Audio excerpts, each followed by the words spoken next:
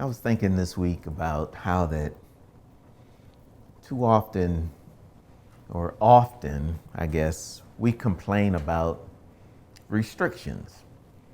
You know, can't do this, can't do that. You know, why can't I?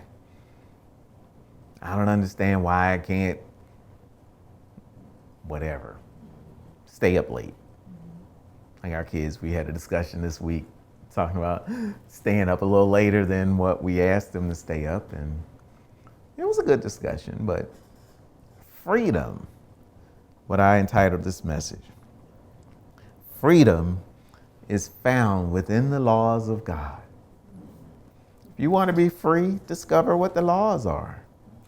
That sounds counterintuitive because you think, well, the laws are what restricts us. But I want to offer a different perspective today. Maybe the law isn't all you think it is. If you want to find true freedom, find it within the laws of God. You see, we've gotten so smart these days to the point we're so smart that we think that we should be able to do whatever we want to do, whenever we want to do it, however we want to do it. That's what we think. We don't understand that there's laws that bind us to living a certain way. Those laws are to help us. They're not to harm you, especially God's laws.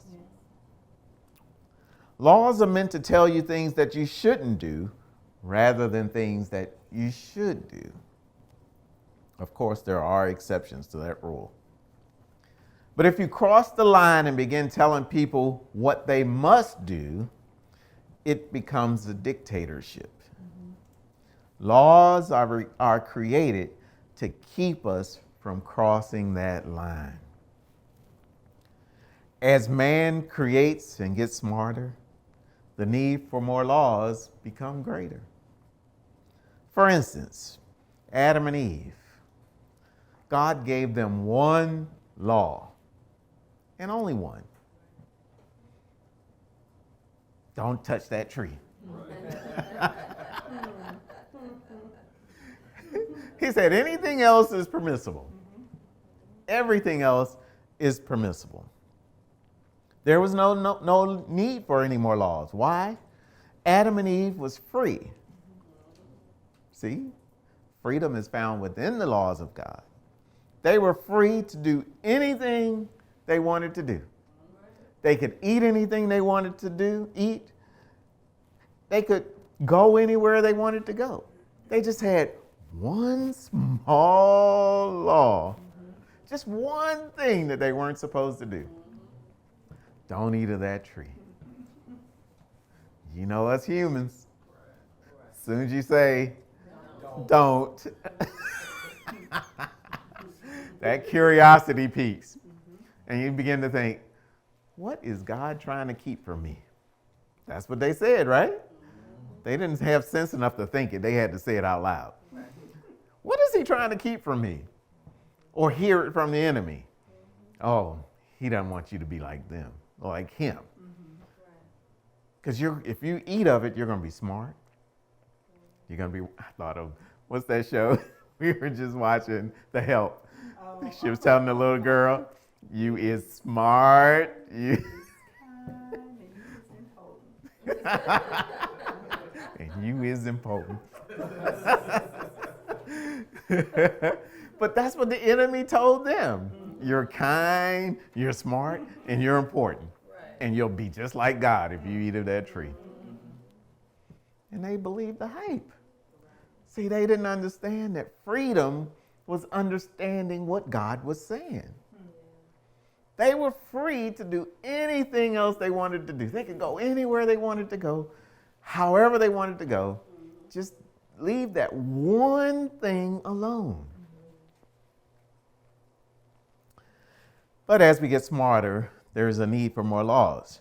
The children of Israel at the time of the Exodus, remember? All they had to do was avoid 10 things. Remember, they were called the 10 Commandments. God said, don't make any other gods. I'm God. Don't make any. Why did he have to say that? Why? Because they started making other gods. So he said, well, they don't understand. Freedom is found within my laws, so don't make any other gods. He said, don't make graven images. First he said, don't put any other gods before me. Then he said, don't make any other graven images. And then he said, don't take my name in vain. Just, use it properly. Don't take it in vain. Don't abuse it. He said, remember, 6 days I worked, 7th day I rested. Just do the same. Just do that, and we'll be okay. We'll be best of friends.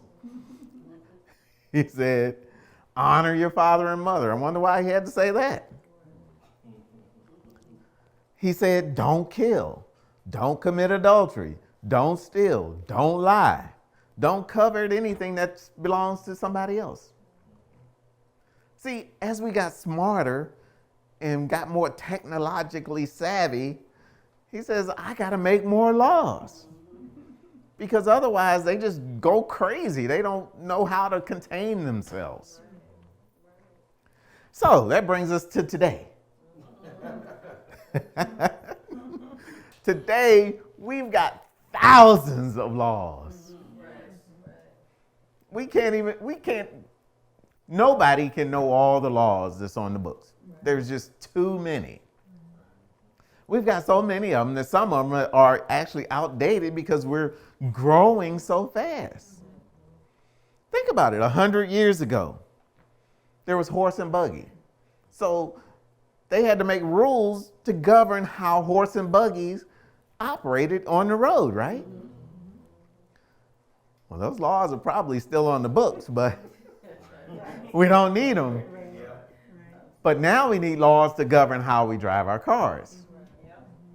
Well, how many know that Google is coming up with a car that drives itself? Yeah, they're testing it now. So now we're going to have to create new laws to fit that situation. Other laws. Don't drink and drive. Don't text and drive. Please don't run red lights. Don't bully, right? Don't kidnap. Don't exploit people's nakedness. Don't give secrets to China or Russia or Iran or Iraq, right?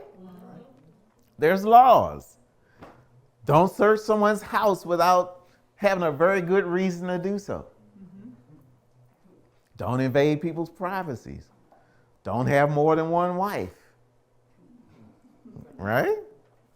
Don't intercept internet transmissions. That's invading people's privacies. Adam and Eve didn't need more than one law. But can you imagine if God said to Adam and Eve, please don't text and drive? It would absolutely make no sense, right? They'd be questioning God all over again. God, what are you talking about? Or if he said to the children of Israel, do not hijack planes. You see what I'm saying? The laws come into play as technology gets more advanced. All because man is so smart that they think that they can outthink God. And so you have to make laws. If it was reasonable for us to not text and drive, there would be no law for texting and driving. Right? Why did we create laws about bullying on the internet? There should be no need for that kind of law. But we don't have sense. We just can't come to grips with the fact that you just do the right thing and you don't have to have a law. But people are evil. We're criminals. Our hearts are just not right. So consequently, you got to make a law. You know? Why do we have to have a law saying, don't stalk people?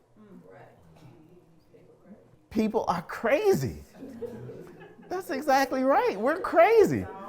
So you have to have a law to try to curb it. I got into this discussion with a guy in my one of my classes for training that I was recently in.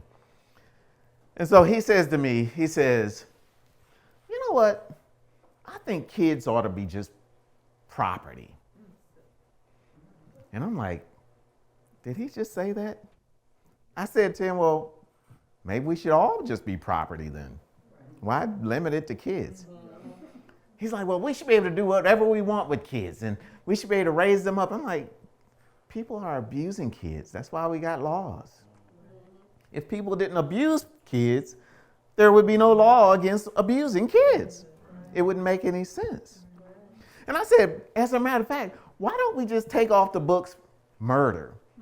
I mean, just get rid of the law against murdering people. I said, why don't we just stop telling people they can't rob banks? I said, why do we have those laws? I said, because people murder, people kill. I said, these laws are not going to stop it, but they certainly will curb it. That's why we have to have laws. You don't make a law against something nobody's doing. You make laws against craziness. You know, people text and drive. That's why you got a law against it, because it kills people when you do it. Freedom is found within the law of God. There is no boundaries to doing right. What kind of law can you make against doing right? Isn't it much easier to say, don't steal something, rather than saying, okay, you can work for food, you can eat bananas, peaches, oranges, grapes, blueberries, tomatoes. You can obtain money through working harder. You can take trips, obtain jewelry, get clothes, drive cars, live in the house you desire, so forth and so forth. Isn't it easier to just say don't steal versus all of that other stuff? Isn't it easier to say don't kill rather than saying be friendly, say hello, wave every now and then, be kind, help others, let people live in peace. I'm getting exhausted just saying all this. Speak kindly, uplift others. It's easier to say, just leave people alone. God's law, if looked at properly, will help you understand the boundaries of right and wrong. Just leave the tree alone and you can do everything else you want to do. Just leave the tree alone. God was saying to Adam and Eve, the children of Israel, and to all of us, just leave the tree alone. Everything else is okay. That's your freedom. Drive your car wherever you want. Go wherever you want to go. Just leave the tree alone. If you leave the tree alone, then your car and you will be just fine. You shouldn't be hassled at all. Just leave the tree alone. Don't text and drive. The police will stop you. If you don't text and drive, you should be able to go to California. You should be able to go to Alaska or Mexico. You should be able to go to any of those places you desire. But don't text and drive. Stay within the law and you'll be fine. The trick is people want to do what they want to do, when they want to do it, however they want to do it, and think that they're going to be okay. That's not the way life works. Freedom is found in understanding what the law says. Life is yours to enjoy. Just stay within the boundaries set. As children of God, we sometimes think that God is being too strict on us. But really, he wants us to see that true freedom we have. He wants us to see that we have true freedom. He says if you just don't touch the tree, everything else is yours to obtain, to enjoy. He's not restricting you. He's just saying these are the dangerous things. Don't try to be like me. You can't be like me. Within boundaries, he's saying, I'll let you be like me, but you can't be like me the way you want to be like me. You don't have a right to do that. You can be like me as I tell you you can be like me. If you eat the tree, that's not my way of being like me. You get in trouble if you touch that tree. As a matter of fact, you die. Don't touch the tree. The wages of sin is death. Every single time, I don't care how you look at it, something dies when you touch that tree. Man wants to do anything he wants to do, which is why he couldn't resist that tree in the garden. On some level, we always think we know better than God. Ultimately, we're thrown out of the garden, and which is why our prisons today are so overpopulated.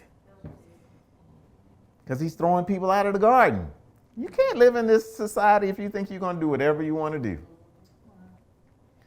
You can think it. I think I can do whatever I want to do. But when I act upon it, that's a different story. Israel, like America and other countries throughout the world, began to burden man with laws that nullify the laws of God. And then we wonder why we're in trouble with God. You wonder why we're not in revival? America's in rebellion. They're at that place where they're saying, God, we don't need you. We acknowledge you're still there, but just don't interrupt us right now. We got things going on here. We'll get back to you in a minute. In the meantime, let us make whatever laws we want, however we want. We'll do whatever. We don't care if we step on your toes. We don't care about you right now. Don't talk to me about praying in school. Might as well forget it. That ain't happening. Oh, I can marry whoever I want to marry. Don't matter. I understand what you said, but what you said is not important right now. We'll get back to you in a minute.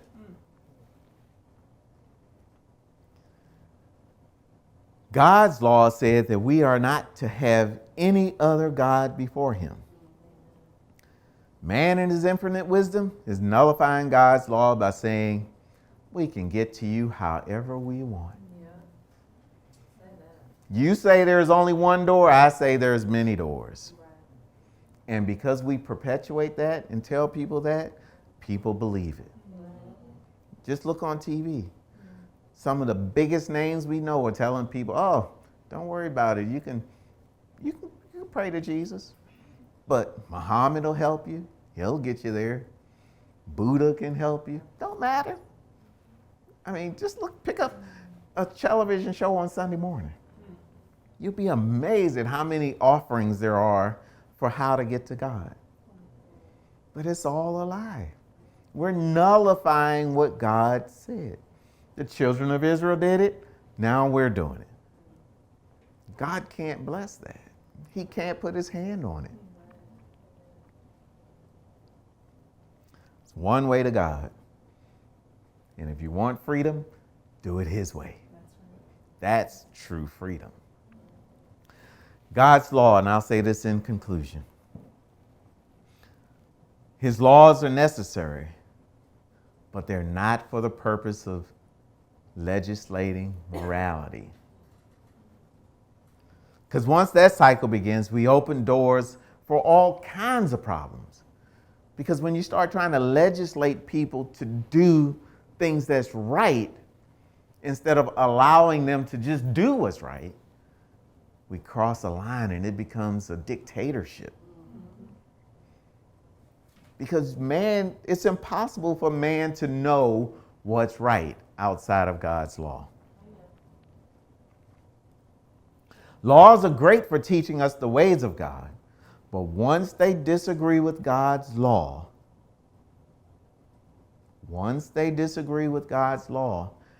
us as Christians have a choice to make. You have a choice to make now. Do you follow man's law or do you follow God's law? You can't do both. You cannot do both. You can take the path of least resistance or you can take God's path. You think about it. The Hebrew boys, they had to make a choice. They had to make a choice. Daniel had to make a choice. Peter, Paul, the apostles, Joseph, they all had to make a choice once man's law superseded God's. Some of them, it cost them their lives. We're getting really, really close to having to make some serious choices. You think about this bakery over in California. They served this gay couple faithfully whenever they came into their facility. But one time they came in and said, well, we want you to make us a wedding cake. And the guy said, well, that's crossing the line. I can't make you a wedding cake because I really, really disagree with that. He didn't mind making them a cake for a birthday party or some other celebration. But when it comes to putting two men on a cake, he's just saying, I just can't do it. Or two women on a cake, I just can't do it. He's in court. He's being sued right now as a result of that decision. What are we willing to do? Are we willing to make those kind of choices? We as a church might have to make that choice at some point. What if a gay couple came up and said, can we use your sanctuary? What are we going to say? Well, the law says we can't discriminate. Okay, that's what the law says. But you can't use this sanctuary. That's right. Come what may. That building doesn't mean a hill of beans to me. It's not that important. But when the law says something that contradicts what God says, you got to make a choice. And you might as well just make up your mind today, because it's coming. Each and every one of us are going to at some point be faced with the decision to follow man's law or follow God's law. If you don't make up in your mind today, you might waffle or wave or have doubts when that time comes. We hadn't done this in a while, but with our family, we think we do things like rehearse what we're going to do if somebody's, for instance, tried to kidnap us. And this is important for you to think about. Suppose somebody tried to grab one of your kids or tried to approach one of your kids. Have you talked to them about what they should do? What we've told our kids, I don't care what they say, they can pull out a gun. If they say to you, I'm going to kill you if you don't get in this car, you better run the opposite way and take your chance on getting killed. Because if you get in that car, you're dead for sure. We do that because we want them to think today how they would react if that situation came about. That's what I'm talking about when it comes to man's law versus God's law. When it crosses the line, what are you going to do? Decide. Make up in your mind. You got a better chance of doing the right thing if you decide today that you're going to do God's law. Just determine in your heart, I'm going to do God's law at all costs. Make it a little easier if you're ever faced with that situation. We all have to make choices. God's law was created us to teach. It was created to teach us to fear Him and reverence Him. They are and were not created to deny us anything. They're created really to open up the windows of life and show us all the things that are permissible. But we get so focused on that one little tree that we can't see anything else but that tree. So I charge you today, go forth in the freedom that God has given you. Be creative, explore life, enjoy the beauties and wonders of His creation. That's what it's there for. God is trying to give you something rather than take something from you. So if God says, don't put any other gods before me, there's a reason for that. If He says, don't steal, there's a reason. If you obey these few things, everything else is open to you. Don't even worry about those few things. Just don't cross that line and enjoy the rest of life. I was thinking this morning, when I come into this house, I can go up the steps, down the steps, I can go in the refrigerator, I can do all the things that I want to do. But if I came over to your house, I can't go all around the house and in the refrigerator and do all those things as if I was in my own property. That's crossing the line. So the boundaries are not to hold you back. They're to show you what's right and what's wrong. So I'm free in this house to do whatever I want to do. But there's laws against me coming to your house and just walking in at any time. It's called burglary or trespassing. You know, there's reason that we have laws like that. They're so that you know that don't touch that. Now, if you don't touch that, do whatever you want to do. That's what laws are meant for. But we get so stuck on, wow, I wonder what's in their house. I got my own house, got my own TVs, but I think I want your TV. That's where we get in trouble. God's trying to give us something. He's not trying to take anything. In everything that God does, know that He's trying to give you life, health, and strength. You want true freedom? Understand what freedom is and where it's found in knowing what is and what not to do. See, at my job, whenever I want to travel, if I want to travel overseas or something, I have to get a briefing specifically for that country that I'm going to. And what they do is they try to alert you to certain things that you ought not do when you're in that country, which is great, because if I don't do those things, then I can do anything else I want to do. Like in certain countries, you might not be able to wave like this, because in this country it's fine. But if you wave like that over there, you don't know what that means. So they want to tell you, just don't wave. That's okay. You know, maybe there's another way to wave. Maybe they do something like this. You know? So when you go over there, you do like this, you know.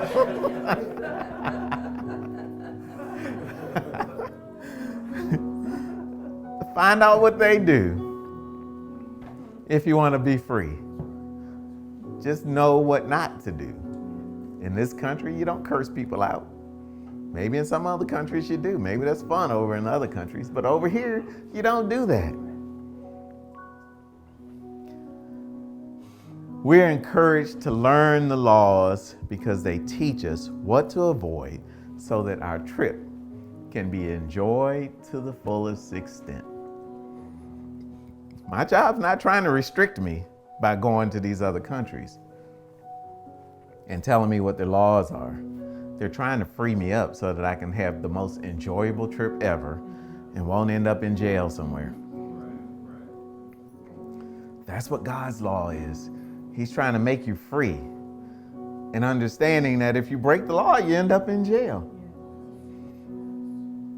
Freedom, true freedom, is found within the laws of God.